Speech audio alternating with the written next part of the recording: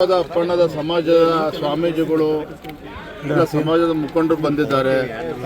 ಅದೇ ರೀತಿಯಲ್ಲಿ ಏನು ರಾಜ್ಯದಲ್ಲಿ ಇವತ್ತು ಸಾವಿರಾರು ಸಂಖ್ಯೆಯಲ್ಲಿ ಇರ್ತಕ್ಕಂಥ ಏನು ವಿಕಲಚೇತನರು ಇವ್ರು ಅವರು ಕೂಡ ಬಂದಿದ್ರು.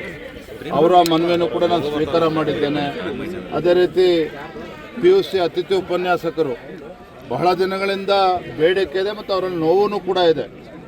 20-30 ವರ್ಷದಿಂದ ಸೇವೆ ಮಾಡ್ತಾಯಿದ್ರು ಸಹ ಇವತ್ತು ಅತಿಥಿ ಉಪನ್ಯಾಸಕರಿಗೆ ಯಾವುದೇ ಒಂದು ಭದ್ರತೆ ಇಲ್ಲ ಮತ್ತು ಅವ್ರಿಗೂ ಸಹ ಇವತ್ತು ಕನಿಷ್ಠ 25-30 ಸಾವಿರ ನಮಗೆ ಗೌರವಧನ ಸಿಗಬೇಕು ಅನ್ನುವ ಒಂದು ಬೇಡಿಕೆ ಅವ್ರದ್ದು ಕೂಡ ಇದೆ. ಇವತ್ತು ಕೂಡುವ ಒಕ್ಕಲಿಗರು ಅವರು ಕೂಡ ಇವತ್ತು ಅವ್ರ ಸಮುದಾಯಕ್ಕೆ ಇವತ್ತೇನು ನಮಗೆ ನಮ್ಮ ಬೇಡಿಕೆಗಳು ಈಡೇರ್ತಿಲ್ಲ ಅನ್ನುವ ಒಂದು ವಿಚಾರವನ್ನು ಕೂಡ ಹೇಳಿದ್ದಾರೆ. ಎಲ್ಲ ಮನವಿಯನ್ನು ಸ್ವೀಕಾರ ಮಾಡಿದ್ದೇನೆ. ನಾನು ನಮ್ಮ ಚಮ್ಮಗಾರ ಸಮಾಜ ಅವ್ರನ್ನೂ ಕೂಡ ಭೇಟಿ ಮಾಡಿದ್ದೇನೆ.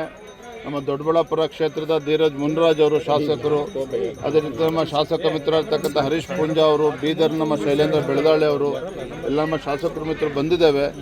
ಅವರ ಪರವಾಗಿ ಅವರ ಧ್ವನಿಯಾಗಿ ಇವತ್ತು ಸದನದಲ್ಲಿ ಮಾತನಾಡಬೇಕು, ಮುಖ್ಯಮಂತ್ರಿಗಳು ಸಚಿವರ ಗಮನಕ್ಕೆ ತರಬೇಕು ಅಂತೇಳಿ ನಾವು ಕೂಡ ಪ್ರಯತ್ನ ಮಾಡ್ತೇವೆ. ಸರ್, ಇವಾಗ ಅನ್ವರ್ ಮಾಡಿಪಾಡಿಯವರು ಒಂದು ಮಾತು ಹೇಳಿದ್ದಾರೆ. ಏನಂತಂದ್ರೆ ಈ ಪ್ರಕರಣವನ್ನು CBIಗೆ ಒಪ್ಪಿಸಬೇಕು, CBIಗೆ ಒಪ್ಪಿಸಿದ್ರೆ ಕಾಂಗ್ರೆಸ್ ಬಣ್ಣ ಬಯಲಾಗುತ್ತೆ ಅನ್ನುವಂಥದ್ದು ಈ ವಿಚಾರವನ್ನು ನಿನ್ನೆ ಮುಖ್ಯಮಂತ್ರಿಗಳಿಗೆ ಸದನದಲ್ಲೇ ಸವಾಲು ಹಾಕಿದ್ದಿಲ್ಲ.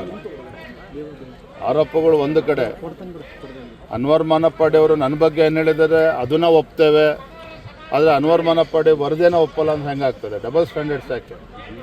ಹಾಗಾಗಿ ನನ್ನ ಮೇಲೆ ಇರ್ತಕ್ಕಂಥ ಆರೋಪ, ಅನ್ವರ್ ಮಾನಪ್ಪಾಡಿ ಅವರ ವರದಿ, ಯಾರ್ಯಾರು ಭ್ರಷ್ಟಾಚಾರದಲ್ಲಿ ಮುಳುಗಿದ್ದಾರೆ, ಲೂಟಿ ಹೊಡೆದಿರ್ತಕ್ಕಂಥವ್ರು ವಕ್ಫ್ನಲ್ಲಿ ಕಾಂಗ್ರೆಸ್ ಮುಖಂಡರು, ಅದಕ್ಕೆ ಸಮಗ್ರ ತನಿಖೆ ಆಗಬೇಕು CBIಯಿಂದ ಅಂತ ಹೇಳಿ ನಾವು ಕೂಡ ಒತ್ತಾಯ ಮಾಡಿದ್ವಿ. ಮಲ್ಲಿಕಾರ್ಜುನ್ ಖರ್ಗೆ ಅವರು ಒಬ್ಬರೇ 600 ಎಕರೆಯನ್ನು ಹೊಡ್ಕೊಂಡಿದ್ದಾರೆ ಅನ್ನೋದು ಆರೋಪ ಇವತ್ತಿನ. ಅದು ಪ್ರಿಯಾಂಕಾ ಖರ್ಗೆ ಅವ್ರಿಗೆ ಗೊತ್ತಿದೆ, ಅದ್ರ ಬಗ್ಗೆ ಅವ್ರು ಮಾತಾಡಲಿಲ್ಲ.